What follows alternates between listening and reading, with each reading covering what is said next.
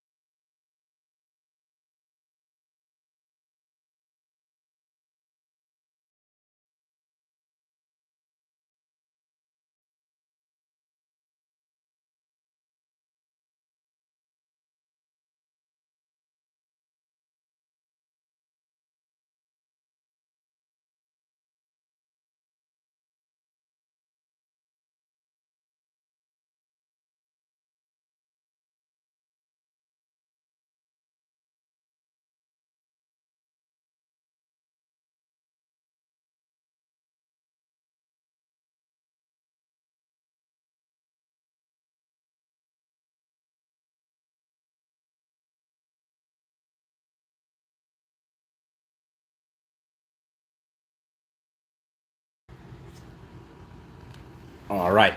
So for those of you all that are here, thanks for taking the time to come to see the US30 setup for this week, guys. So I'm going to start. This session is not going to be a deep dive in terms of education.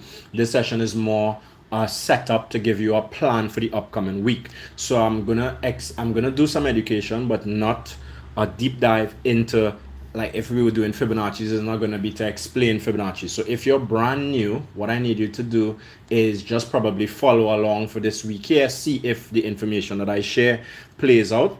And if you're either intermediate or advanced, or you have been trading for a while, or you are familiar with trading, once you see a setup that I discussed that matches your current trading criteria, your current setup, then you can go ahead and take that setup.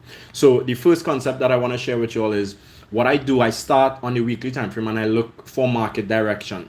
So I'm looking, is this market trending up, making higher highs and higher lows, or is this market trending down, making lower lows and lower highs? Once I find that and I have my market direction, I want to go to the smaller time frame and start looking for entries. So I want to break it down on the daily time frame. I want to break it down on the 4 hour time frame, and then from there look for entries. So what I do in terms of the concept that I need you to understand, when the market is falling, and I'm doing falling because I already looked at the US30. When the market is falling, the market does fall in waves. It never just falls in a straight line like this. What you will see happening is the market is going to fall, correct, fall, correct.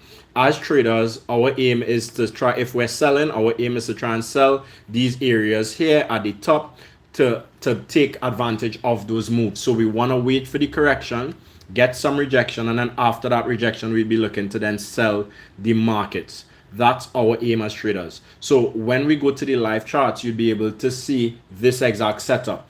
One thing I want to be mindful of, and this is one change that I share with a lot of traders, you all need to be mindful. Even if I share this with you all, be mindful of where you are setting your stops.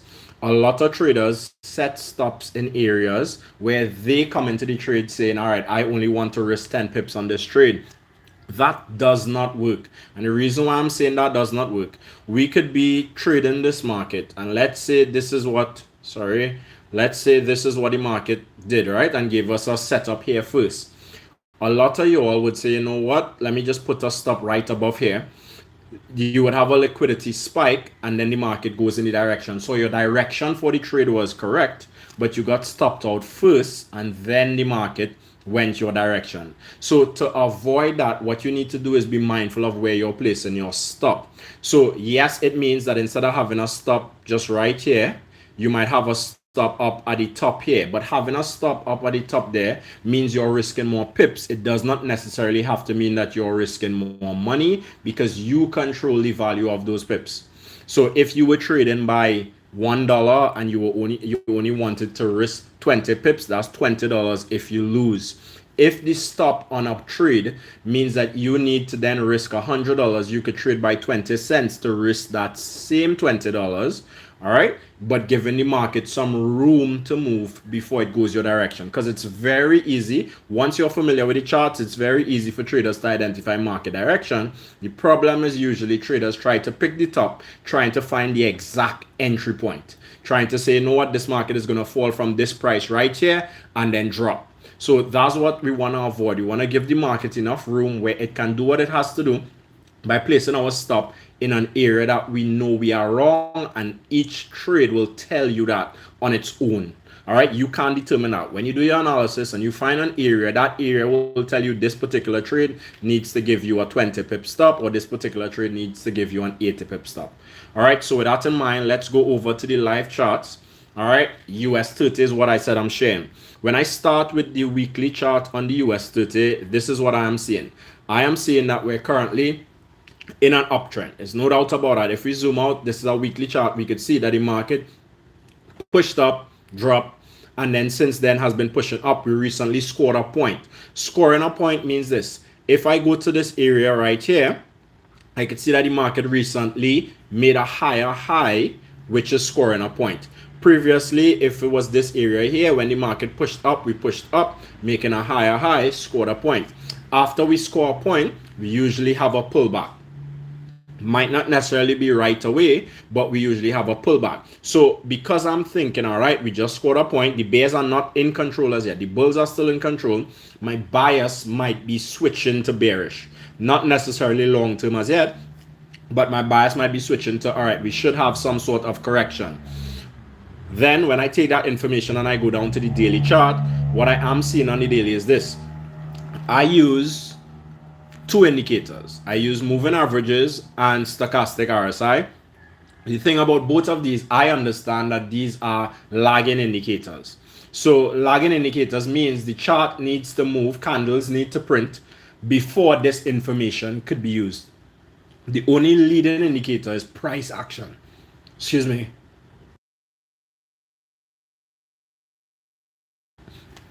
Yeah, sorry about that. The only leading indicator is price action. When I take that information down to the daily chart, we would see that there's a gap.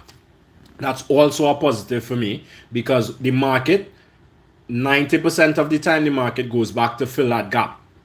So we closed below the moving average on the daily. We had a test and a rejection. We then have a gap below.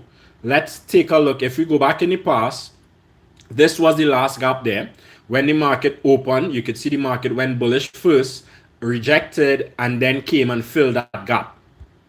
When the market, I think there's one more, this next gap here, same thing. Market open, pushed up first, came back, filled the gap, and then continue on the move. So this is another confluence for me that this market should be bearish. Again, this is not long term, this is a short term move. Also, I have the RSI on both the weekly and the daily in the overbought zone. So that means that now we should be looking for this market to fall and go down. When I take that information to the 4, which is where I've been trading last week, the 4-hour stochastic is already in the oversold zone from this fall here, which is fine. It just means that we might have somewhat of a correction, and it's for me to pay attention to.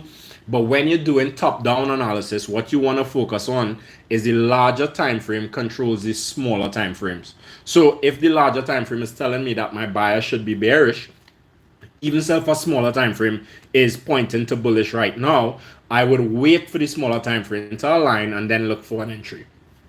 So last week on this, I was trading in this area right here, where I had a push, the market broke below, came back to test, and then rejected. The market then excuse me. The market then gave us a second entry up at this top right here. Nice rejection, and the market fell. So this was the trade that we took advantage of last week. we're back basically repeating the same thing. It's rinse and repeat with trading. Trading eventually is supposed to get boring to you. Boring from the point of view of you're supposed to already know your strategy, know exactly what you're looking for, and you're just going to do it over and over and over again. Doesn't mean that you'd win all the time. No trader will win 100% of the trades. That's not how it goes, but it's about doing the same thing. So the same way I identified this area right here, we could see the exact same area identified right here. Pull up, push down, came below. For me, however, starting the week, I do like this level here for maybe a short-term trade, not long-term as yet. Again, because the stochastic is showing that we could probably push a little higher up. Doesn't mean that as the market open, I'm going to jump in selling. What I am going to be looking to do, however, is this. I like this same area up here that the market came to once. And then I like the area most recently that we had that rejection on this area right here. So for this week, my game plan is going to be, I'm going to be looking at these two areas for some sort of rejection. If the market comes to this area here, pushes back up, by the time it's going up, the stochastic is going to go from oversold to overbought above 80, U-turn. If I get some nice rejection within that area here, I'm going to be looking to sell. If it does the same thing and goes up higher to the next level, then I am going to be doing the exact same thing. Once I get that rejection up at that level, I'm going to sell. So the two areas that I'm looking at right now is these two areas. I do also like, as I said, this third area here, but I want to see how the market opens. What does it do? So do we start rejecting right here? If we do, I might take a trade. I don't think, however, the rejection from right here might be a big bearish push right away. So we might get more of a scalp with this first setup, a correction, and then the continuation of that bearish trade. So that's what I'll be looking to do. For my stops, if I take this first trade here, a stop all the way above at 38.030 is going to be way too high. So this is an area here where I would be looking to put my stop just now. But with the first scalp entry, that's going to be way too high. So for me, if I take this scalp, I want to see where the market rejects, how it rejects. And based on that, I might put a stop above that rejection here. Taking this first entry, I would be very much aware that that trade would be, the stop would be in the way of the potential correction. Because again, I don't believe the full correction has happened as yet, right? So taking that stop there means that if I do take a loss, I would be okay with that because I know, you know what? Doesn't mean that I am wrong on the direction. Doesn't mean that I'm wrong on the trade. It just means that I got in a little bit too early, so I need to wait for a setup again before I go. Taking a trade on the second and third entry, my stop is going to be at the same areas. So the third entry is going to give you the best risk to reward option. All right. The second entry is going to give you the second best because it's going to be better than the first one, but not as good as the third because the risk is going to be a little bit more. So that's my game plan. That's what I'm looking to do for the US30 next week. Let's see what this market does, guys. If we get a nice push up and then we have that rejection, we're going to be looking to sell US30 because, as I said, I do believe we have that gap to be filled all the way down at 36,385. So in terms of longer term target, the market I think is going to come down. This is the gap here. So actually 36,303 is the gap area to be filled right here. So in terms of my overall bearish target, I'm seeing that, but again, it does not mean that this market is just going to fall. We are probably going to see corrections as this market pushes down while it falls from here. So that's what I'll be looking to do this week, guys. All right. So as I said, these sessions are not going to be long. So that's it for this session today. Some value in it. The video will be posted so y'all could go ahead and rewatch it. Let's see how the week plays out, and I'll continue to update you all during this week.